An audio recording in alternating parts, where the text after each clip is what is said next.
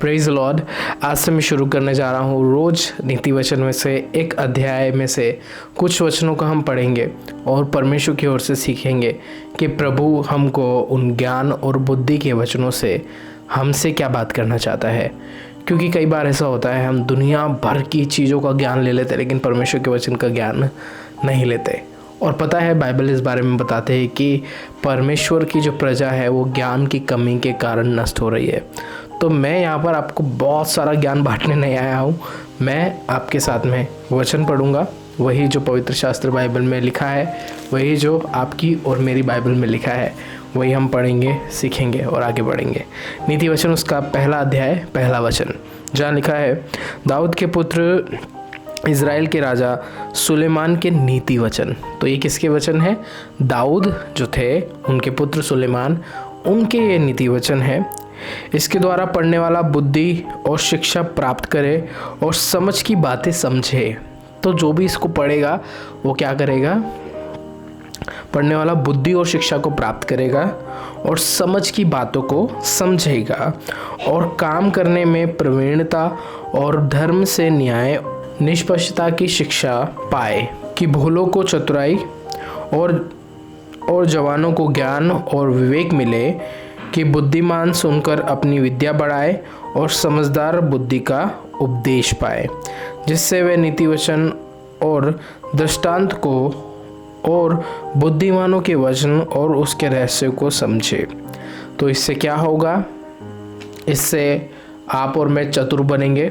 चतुर बोले तो ऐसा नहीं कि एक चालाकी वाला, समझदार बनना। आप और मैं उसके वचन से समझदार बनते हैं जब हम उसके वचन को पढ़ते हैं, सीखते हैं, समझते हैं। दुनिया का सबसे बुद्धिमान इंसान सुलेमान, जिसको परमेश्वर ने बेशुमार बुद्धि, बेशुमार दौलत दी, बेशुमार हर एक चीज़ उसके पास थी। इवन आपको पता है 1000 पत्नियां भी थी उसकी। तो हम यहाँ पर उसी के द्वारा लिखे गए वचनों पर जो परमेश्वर की ओर से है उन पर ध्यान लगाएंगे।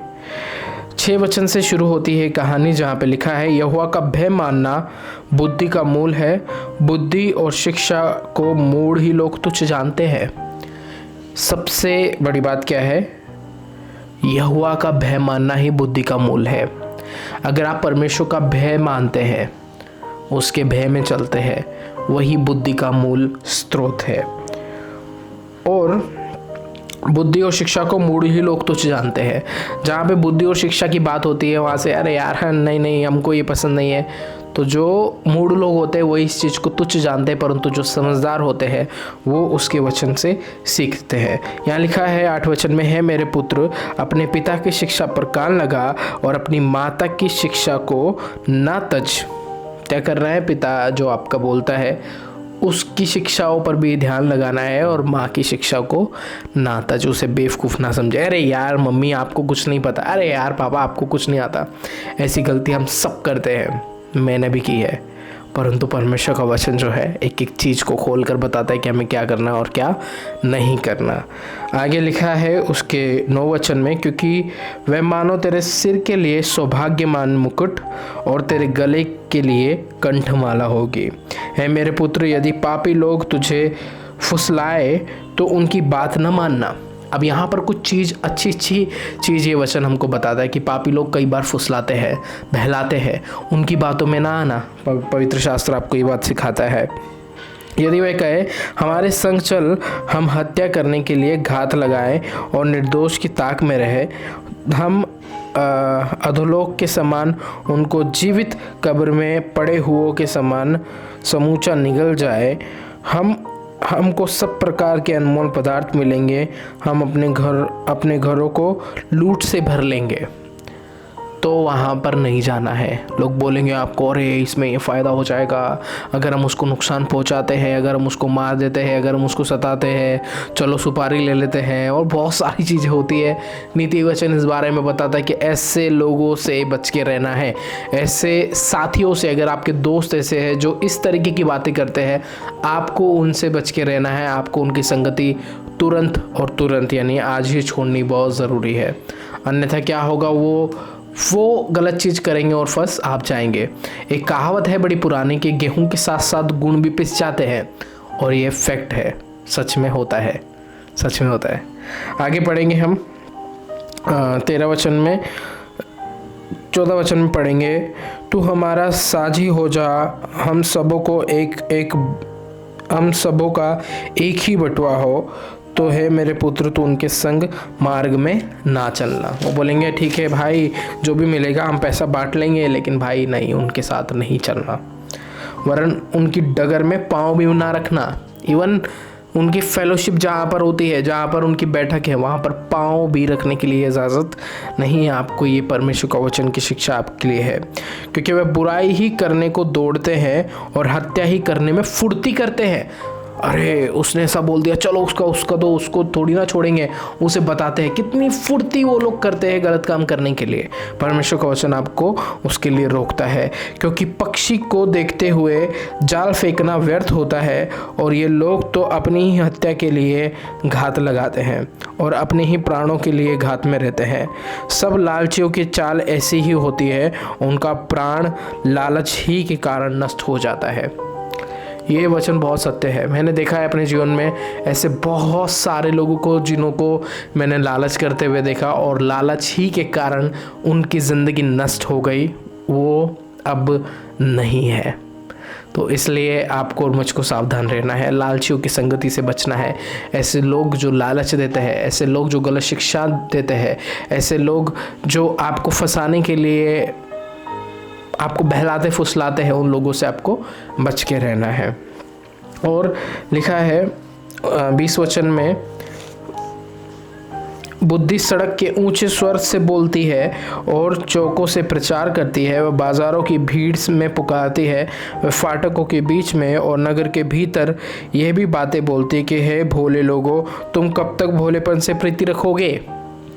कभी कभी ऐसा होता है, कभी कभी कई लोग इतने ज़्यादा भोले होते हैं और वो अपने उस भोलेपन को पकड़ के रखते हैं। उन्हें लगता है कि वो सही कर रहे हैं, उन्हें लगता है वो बेस्ट है, उन्हें लगता है कि ऐसा ही परमेश्वर सिखाता है। परंतु परमेश्वर का वचन चतुराई भी सिखाता है, परमेश्वर का वचन आपको सावधान रहना भी सिखाता है। परमेश्वर के वचन के अनुसार ही अगर आप बोलते हैं तो उसके वचन के अनुसार ही उसका वचन ये भी बोलता है कि कबूतर के समान बोले और सांप के समान चतुर बनो। समझो कहाँ पे आपको नुकसान होता है। कोई भी आपको बुलाता तुरंत उठ के मत चले जाओ, सोचो विचार करो। ना करना, ना बोलना सीखना बहुत ज़रूरी है, वरना दुनिया आपका ज़िंदगी भर फ़ायदा उठाएंगे और आप अंत में बोलेंगे आई एम सो सॉरी, मैं किसी के लिए कुछ नहीं कर पाया, बिकॉज ऑफ यू, आपकी वजह से ही ऐसा हो रहा। तो इसलिए आपको चतुर बनना है। परमेश्वर का वचन बोलता है, भोलेपन से कब तक प्रीति रखोगे, हे ठट्टा करने वालों, तुम कब तक ठट्टा करने से प्रसन्न रहोगे। हे मूर्खों, तुम कब तक ज्ञान से बैर रखोगे।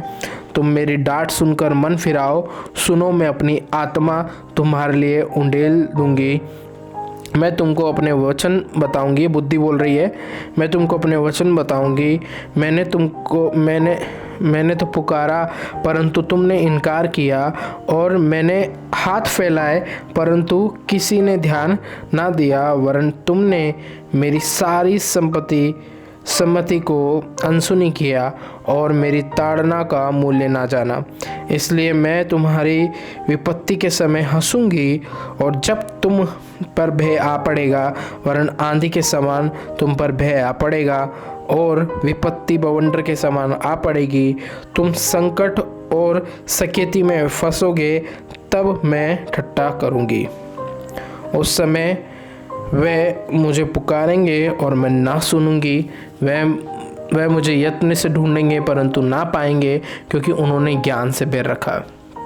ये बुद्धि बोल रही है, मतलब परमेश्वर का वचन आपको इससे सिखाना चाहता है कि देखो, अगर आप बुद्धिमान नहीं बनते, अगर आप परमेश्वर के वचन की बुद्धि को नहीं लेते हैं, तो फिर क्या होगा। आज आपके पास समय है हर प्रकार का ज्ञान लेने का, आज आपके पास समय है अपने आप को बनाने का, सुधारने का, लेकिन अगर आप नहीं करते हैं तो फिर क्या होता है, एक समय आता है जब अचानक से चीज़ें बिगड़ने लगती है, और उसके बाद में वो बुद्धि हंसती बोलती कि मैंने तुझे बोला था कि तू मुझे प्राप्त कर ले, तू ये ज्ञान की बातें सुन ले, परंतु तूने नहीं सुना, और अब इसका परिणाम तू भुगत रहा है, और आई एम सॉरी, मैं अब तेरे लिए कुछ नहीं कर सकती। इस तरह से बुद्धि बोलती है, क्यों? क्योंकि हम सही समय पर बुद्धि को प्राप्त नहीं करते हैं। उन्होंने मेरी सम्मति ना चाही, वरन मेरी सब ताड़नाओं को तुच्छ जाना। इसलिए वे अपनी करनी का फल आप भोगेंगे और अपनी युक्तियों के फल से अघा जाएंगे, क्योंकि भोले लोग का भटक जाना उनके घात किए जाने के कारण होता है, और निश्चिंत रहने के कारण मूढ़ लोग नष्ट होंगे। परंतु जो मेरी सुनेगा वह निडर बसा रहेगा और बेखटके सुख से रहेगा। आमीन। ये लास्ट वचन 33 वचन नीति वचन पहला अध्याय का, जिसमें लिखा है अगर आप बुद्धि की सुनेंगे तो आप क्या करेंगे? निडर बसे रहेंगे। आपको किसी प्रकार का कोई डर नहीं है, चाहे कुछ भी क्यों ना हो, चाहे विपत्ति आए, चाहे कुछ भी प्रॉब्लम्स क्यों ना हो, परंतु आपको किसी भी चीज़ का डर नहीं रहेगा, क्योंकि आप पहले से ही बुद्धिमान हैं। अब एक बात जो आपके मन में दौड़ रही होगी, ब्रदर आप तो बोल रहे चालाक बनिए। मैं आपसे चालाक बनने के लिए नहीं बोल रहा हूँ, परंतु परमेश्वर के वचन के द्वारा समझदार बनने के लिए बोल रहा हूँ। यीशु मसीह जब अपने चेलों के साथ में थे तो कई बार ऐसा हुआ, सिचुएशन ऐसी हुई, आपने सुना यीशु वहाँ से निकल गए, भीड़ से अलग चले गए। भीड़ उमड़ रही है, भोले हो कि नहीं ये मेरे बच्चे आ जाओ, वो भीड़ दबा देती है यीशु मसीह को। मैं नहीं बोल रहा हूँ यीशु मसीह भीड़ से दब के मर जाते, परंतु मैं ये बोल रहा हूँ यीशु मसीह ने जहाँ पर कदम उठाना चाहिए था वहाँ पर कदम उठाया, वो वहाँ से निकल गए। जहाँ पे पथराव हो रहा था वो वहाँ पे नहीं रुके, क्योंकि उस समय का इंतज़ार कर रहे थे, उस वाचा और उस वादे को पूरा होने के लिए वेट कर रहे थे। लेकिन जब समय आया तो उन्होंने पत्थर भी खाए, जब समय आया तो उन्होंने थूक भी सहा, जब समय आया तो उन्होंने घूंसे भी खाए, लात भी खाई, अपमान भी सहा और हर प्रकार की बातें उन्होंने सही उस क्रूस पर आपके लिए और मेरे लिए। यीशु मसीह के जीवन से भी हम बुद्धि को सीख सकते हैं। आमीन। हालांकि उसके जीवन से बहुत सारी बुद्धि की बातें हम सीख सकते हैं, परंतु मेरे प्रियो, परमेश्वर के वचन में ज्ञान है, और अगर हम इसमें बने रहते हैं तो हम सच में ज्ञानवान होते हैं। परंतु हम इससे अलग चलते हैं तो फिर मूर्खों की संगति में मूर्ख बन जाते हैं। ये फैक्ट है। ये मेरी छोटी सी शुरुआत है, अभी बस शुरुआत है।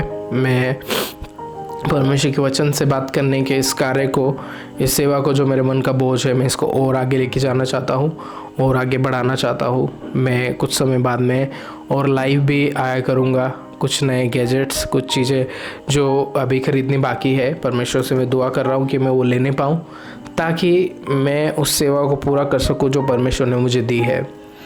फिर से शुरुआत करना चाहता हूँ, फिर से परमेश्वर का वचन से आप लोगों से बात करना चाहता हूँ, फिर से आपसे बातें करके परमेश्वर की उन बातों को आपके सामने लाना चाहता हूँ, आपकी बातें भी सुनना चाहता हूँ, आपसे भी बात करना चाहता हूँ। तो ये मेरे मन की ख्वाहिश है जो प्रभु पूरा करेगा, ये मेरे मन का बोझ है जो परमेश्वर पूरा करेगा। बस आपके लिए यही है कि आप इन वीडियोस को लोगों के साथ में शेयर कर सकते हैं, आप सुन सकते हैं। मे भी बहुत सारी अनमेच्योरिटी बातें आपको लग सकती है, बिकॉज ये मेरी शुरुआत है, यूट्यूब पर इन वीडियोस की शुरुआत है। पर हाँ, परमेश्वर इसे बहुत आगे लेके जाने वाला है, भविष्य बहुत सुंदर होने वाला है। आमीन। परमेश्वर आपके साथ है, प्रभु आपको आशीष करे। God bless you, praise the Lord.